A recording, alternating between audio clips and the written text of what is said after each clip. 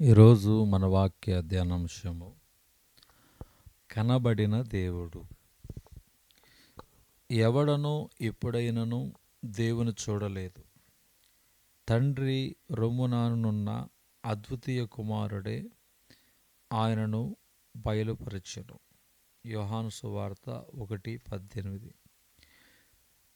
దేవుడు లోకానికి అతీతుడు.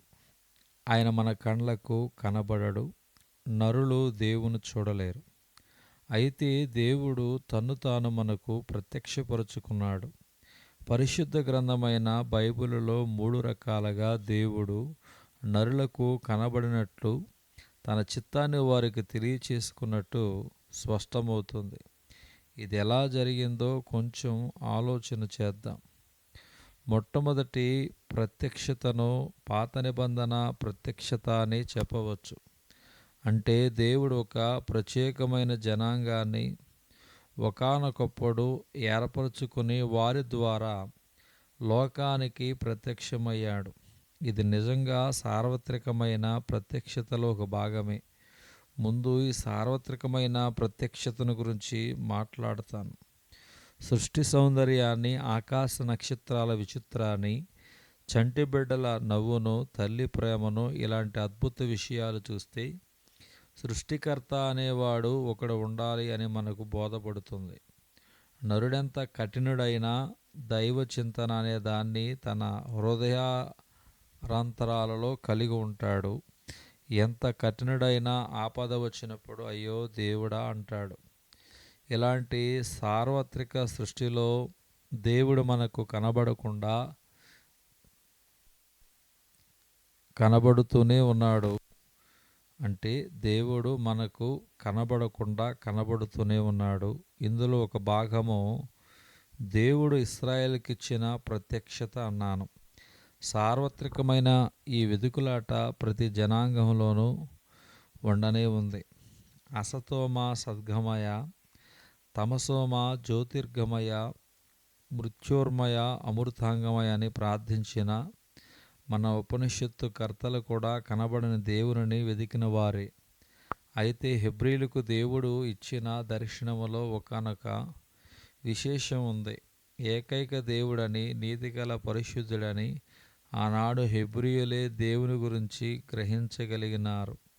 ఆయన ఇచ్చిన ధర్మశాస్త్రం, ఆయన విధించిన కట్టడలు, ఆయన నీతికి పరిశుద్ధతకు తార్కాణాలు.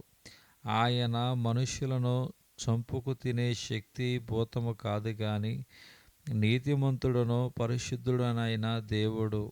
హెబ్రీయులు ప్రవక్తలు, ధర్మశాస్త్రకర్తలు దేవుని ఈ విశేష లక్షణాన్ని ప్రజలకు చూపించారు. దీనికి సంబంధించి ఇక నరుల స్థితిని కూడా స్పష్టంగా చూపించారు.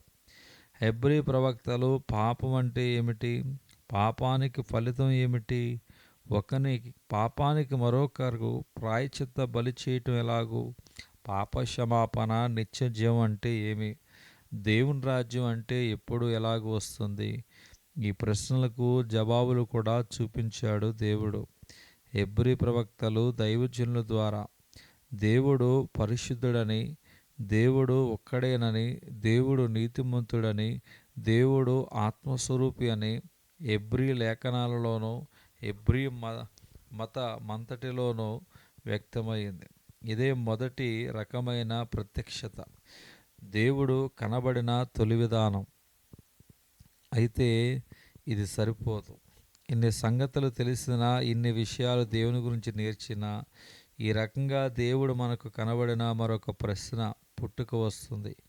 అదేమనగా, పాపాత్ముడైన నరుడు పరిశుద్ధుడైన దేవునితో ఎలా సహవాసం చేయగలుగుతాడు?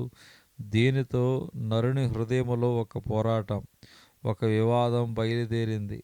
కాబట్టి దేవుడంటే తన మాదిరిగానే ఉంటాడని నరుడనుకున్నాడు. అంటే ఆయనను కొంచెం మంచి చేసుకుంటే ఆయన కోపం తగ్గుతుందనుకున్నాడు. కాబట్టి బలులు, యాగాలు ఏర్పరచుకున్నాడు నరుడు.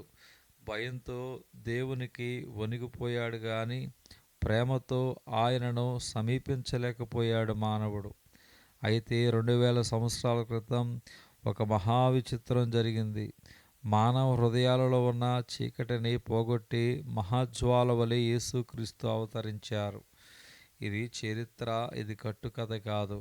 నేను పాలస్తీనా దేశం పోయి క్రీస్తు చరిత్ర సంబంధించిన స్థలాన్ని చూచినాను. ఆయన పుట్టిన బెత్లెహేమ్ ఇంకా ఉంది. ఆనాడు గొల్లలకు దేవుని దూత దర్శనమిచ్చిన పొలం, ఆ స్థలం ఇంకా స్పష్టంగా ఉన్నాయి. ఆయన ప్రార్థన చేసిన గెత్సేమనే తోట, ఆయన సిలువ వేయబడిన స్థలము, ఆయన సమాధి చేయబడిన సమాధి ఇంకా ఉన్నాయి. ఒకరోజు యెరూషలేము నగరములో వెలుపలోకి వస్తుంటే మేము పోయిన రోడ్డు ఎమ్మాయికి పోయిన మార్గమని చెప్పారు.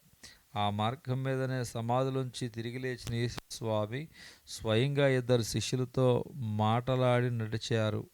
ఇక బేతేని వెళ్ళి ఆయన లాజరును సమాధిలోంచి బ్రతికించిన స్థలం చూశాడు.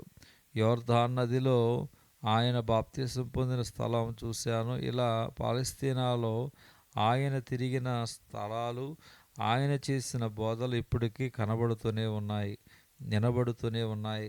శాస్త్ర పరిశోధన, పురాతన వస్తు సేకరణ ఆనాటి విషయాలను దృఢపరుస్తున్నాయి. యేసుక్రీస్తు అబద్ధికుడిని కానీ, ఆయన చరిత్ర కట్టుకథ పుక్కిటి పురాణముని కానీ ఈ 2000 సంవత్సరాలలో ఎవరూ నిరూపించలేకపోయారు. ఆయన గురించి వ్రాసిన గ్రంథాలు లెక్కలేదు కదా. ఆయన చరిత్రను విమర్శ చేసిన శాస్త్రజ్ఞులకు, పరిశోధకులకు లెక్కబెట్టలేం. అయితే క్రీస్తు దేవుని గురించి తెచ్చిన ప్రత్యక్షత ఎలాంటిది? దేవుడు యేసుక్రీస్తులో మనకి దర్శనమిచ్చాడంటే అర్థమేమిటి?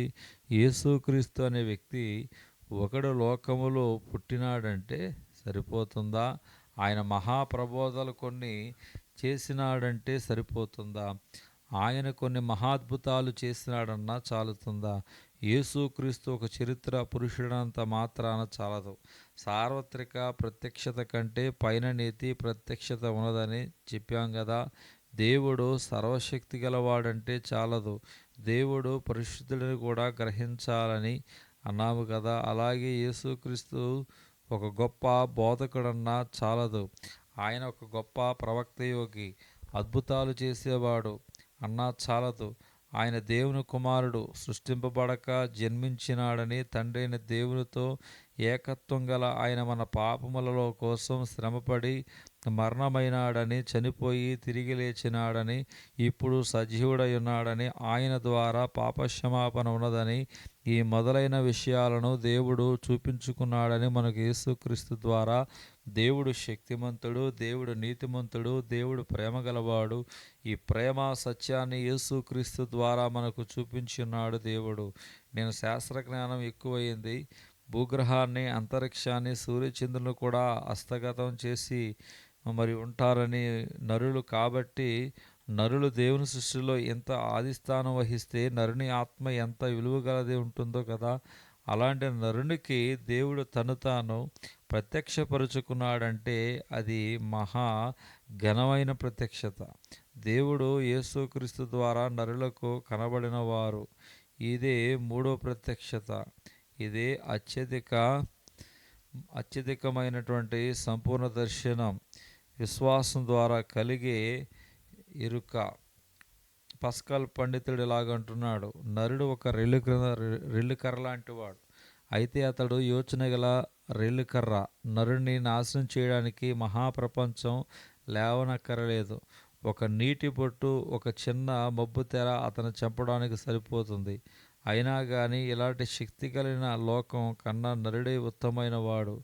ఎందుకంటే తనకు మరణం అనేది ఉందని నరునికే తెలియను. భౌతిక ప్రపంచం తన మీద పెత్తనం చేయగలదని ఒక నరునికే తెలియను. ఈ సంగతి భౌతిక ప్రపంచానికి తెలియదు. నరునికి జ్ఞానం ఉంది అని చెప్పాడు పాస్కల్. నిజమే, లోకానికి కనబడ్డ దేవుడు ప్రేమాస్వరూపైన దేవుడు, నరుని వెతుక్కుంటూ వచ్చిన దేవుడు, నరుని చెలిమి కోరి వచ్చిన దేవుడు. ఆయనతో సహవాసం చేస్తేనే నరునికి సంతృప్తి. ముందు ఆయనే మన సహవాసాన్ని కోరుతున్నాడు. ఈయనే కనబడిన దేవుడు. దేవుడు ఈ కొద్ది వాక్యము దేవుడు దీవించును గాక. ఆమేన్.